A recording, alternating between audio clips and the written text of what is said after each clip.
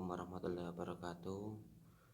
Sebelum kita belajar kita baca Ummul Quran, yaitu surat Al-Fatihah. Al-Fatihah. A'udzubillahi minasyaitonirrajim. Bismillahirrahmanirrahim. Alhamdulillahirrahmanirrahim. Maliki yaumiddin. Iyyaka na'budu wa iyyaka nasta'in. Ihdinas siratal mustaqim. Siratal ladzina an'amta 'alaihim ghairil maghdubi 'alaihim waladdallin. Anak-anakku kelas 7, ini adalah pelajaran SKI, sejarah kebudayaan Islam.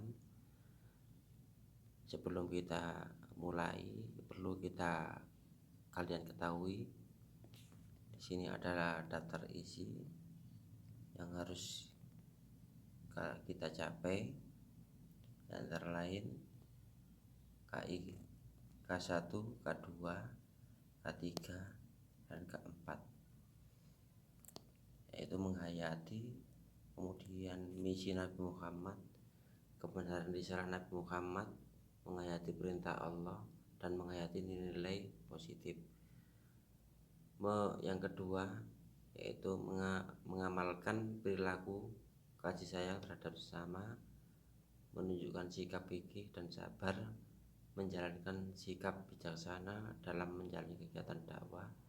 2. Menjalankan sikap mandiri. Yang 3.1 menganalisa misi Nabi Muhammad, menganalisis strategi dakwah Nabi Muhammad. Yang 3 menganalisis strategi dakwah Nabi Muhammad dan menganalisis sejarah Nabi Muhammad. Yang keterampilan menyimpulkan misi Nabi Muhammad sebagai rahmat bagi seluruh alam, mengolah informasi tentang strategi dakwah Nabi Muhammad, mengkonstruksi strategi dakwah Nabi Muhammad, dan mengidentifikasi langkah-langkah Nabi Muhammad dalam membangun masyarakat melalui kegiatan ekonomi. Untuk selanjutnya, di sini ada daftar isi. Daftar isi adalah nama atau letak di mana kita akan mencari sesuatu yang kita tuju, yaitu nomor dan pokok bahasan. Ini sangat penting. Seperti dalam Al-Qur'an, di situ ada juz 1, juz 2 sampai juz 30. Itu menjelaskan surat-surat. Kalau di sini menjelaskan pokok bahasan, daftar isi daripada segala buku. Maka wajib kalian sebelum membuka buku, kamu memperhatikan daftar isi dulu supaya mudah dalam mengingat dan mempelajari setiap pelajaran. Selanjutnya, bab 1, Nabi Muhammad sebagai rahmat bagi seluruh alam semesta.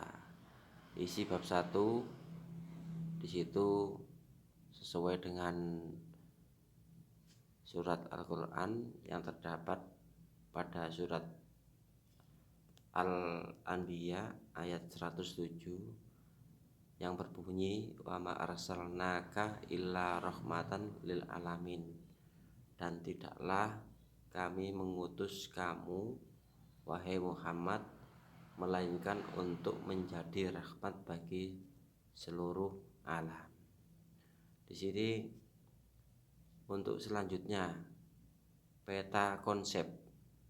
Setiap sesuatu hal itu pasti ada peta konsep atau gambaran tentang sesuatu.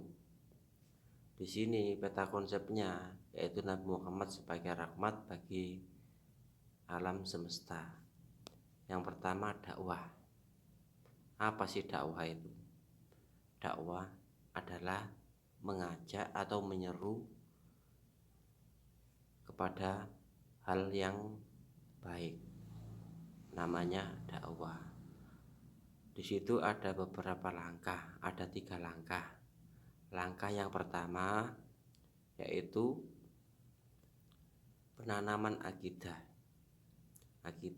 keislaman. Yang kedua, pendekatan lemah lembut, merubah perilaku jahiliyah. mengangkat dan melindungi hak asasi manusia. Ini langkah yang pertama. Terus kemudian yang selanjutnya, tantangan. Setiap sesuatu dalam kehidupan, dalam hal apa saja pasti ada tantangan atau hambatan. Yang pertama ancaman, penghinaan. Terus kemudian membujuk Nabi, pemboikotan. Dari segi ancaman dan penghinaan Nabi Muhammad dan pada para pengikutnya. Kemudian membujuk Nabi, yaitu harta tahta wanita, bertukar sesembahan, dan membujuk Abu Thalib. Pemboikotan atau dalam arti semua kaum muslimin atau pengikut Nabi dilarang berhubungan dengan kaum mereka, yaitu kaum kafir jahiliyah. Selanjutnya strategi Nabi Muhammad itu yang pertama rahasia, yaitu turunnya surat Al-Mudaththir, ya ayyuhal mudaththir qum fa'andzir. Itu surat Al-Mudaththir ayat 1 sampai 7. Berlangsung selama 3 tahun. Nabi Muhammad itu sembunyi-sembunyi dalam dakwahnya selama 3 tahun. Sasaran yang didakwai yaitu keluarga dan orang-orang dekat Nabi. Selanjutnya dakwah secara terang-terangan, yaitu turunnya surat Al-Hijr ayat 94. Nanti kita bahas. Sasaran semuanya masyarakat Makkah.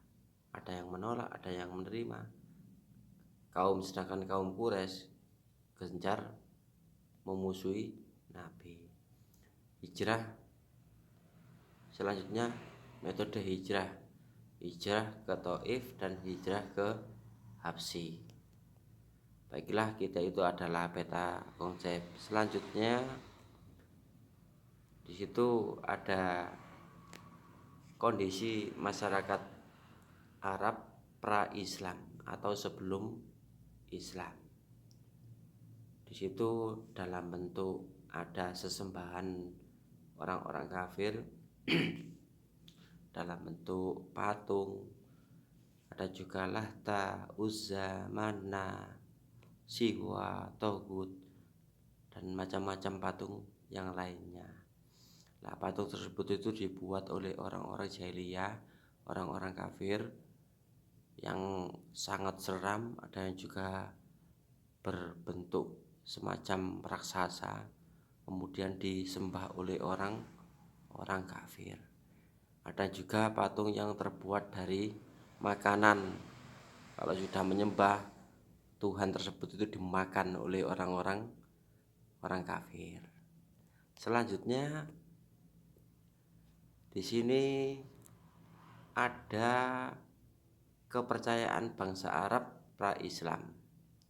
Masyarakat kota Mekah sebelum mereka menyembah berhala dan batu-batuan, di situ adalah masyarakat penganut ajaran tauhid yang dibawa oleh Nabi Ibrahim, yaitu agama yang mengajarkan percaya dan menyembah hanya kepada Allah, Tuhan yang Maha Esa.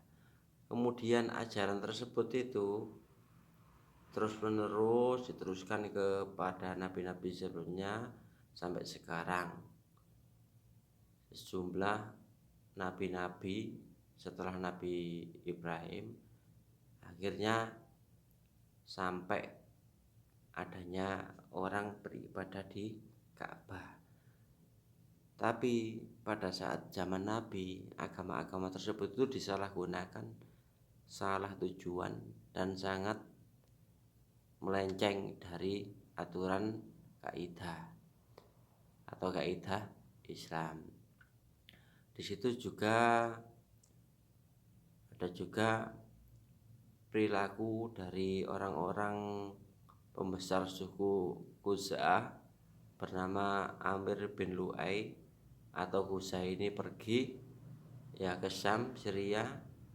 Dia melihat penduduk kota Syam melakukan ibadah dengan menyembah berhala. Melihat tata cara peribadatan mereka, maka sudah dianggap keluar dari aturan agama Islam. Wong batu kok disembah. Selanjutnya berhala-berhala Hubal menjadi pimpinan berhala yang lainnya, Lata, Uzza, dan Mana. Sedangkan Amr bin Lu'ay mengajarkan kepada masyarakat Mekah dengan tata cara menyembah berhala sebagaimana dia belajar di Syam. Jadi masyarakat Mekah itu semuanya ikut-ikutan menyembah berhala. Selain berhala tersebut juga mereka membuat berhala sebanyak mencapai 360 berhala diletakkan mengelilingi Ka'bah, dan mulailah kepercayaan masuk ke masyarakat Mekah, dan Makkah menjadi pusat penyembahan berhala. Kemudian berhala-berhala tersebut ya di sekitar Ka'bah, dan para pembesar menjawab bahwa berhala-berhala tersebut merupakan perantara dalam menyembah dan mendekatkan diri kepada Tuhan. Tapi setelah itu mereka ke daerah asalnya meniru tata cara ibadah masyarakat Mekah. Imam Bukhari meriwayatkan sebuah hadis dengan sanad bin Ibnu Abbas. Dia berbunyi, patung-patung yang ada pada zaman Nabi Nuh alaihissalam merupakan patung-patung yang disembah pula kalangan Arab setelah itu. Adapun wujud berhala yang disembah oleh suku Kaib di Daumatul Jandal ya juga adalah sesembahan Uzail, sesembahan suku Murad. Kemudian pindah-pindah ke Ghatifdi di lereng bukit terletak di kota Sabha.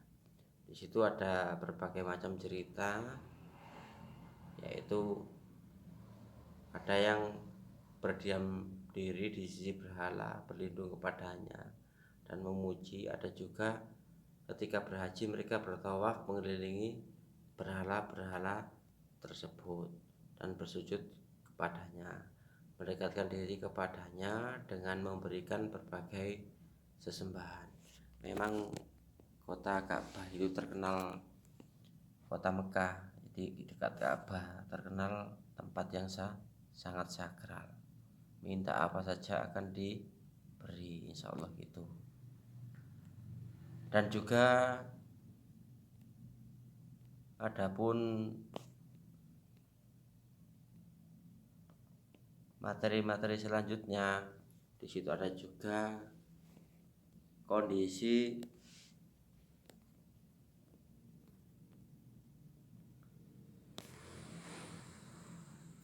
ini sangat banyak ya buku SKI ya, perlu waktu yang sangat panjang untuk mempelajarinya. Maka dari itu harusnya banyak-banyak membaca tentang buku SKI. Di antaranya lain kondisi masyarakat pra-Islam. Bangsa Arab dikenal bangsa ahli syair dan bangsa yang sangat pemberani. Karakter positif Arab lainnya sebagai punya semangat tinggi dan mencari nafkah, sabar menghadapi kekerasan alam, mempunyai ketahanan fisik yang sangat tangguh, kekuatan daya ingatnya yang sangat tajam. Itu bangsa Arab, dan akan hormat akan harga diri dan martabat masyarakat yang cinta kebebasan, loyal pada pimpinan, pola hidup sederhana, ramah, dan sebagainya. Itu adalah kondisi Arab. Cuma dia kebodohannya yaitu membuat Tuhan berhala kemudian disembah. Berikut adalah sekilas tentang gambaran Islam kondisi masyarakat Arab sebelum Islam lahir. Itu yang bisa saya sampaikan. Akhirul kalam. Assalamualaikum warahmatullahi wabarakatuh.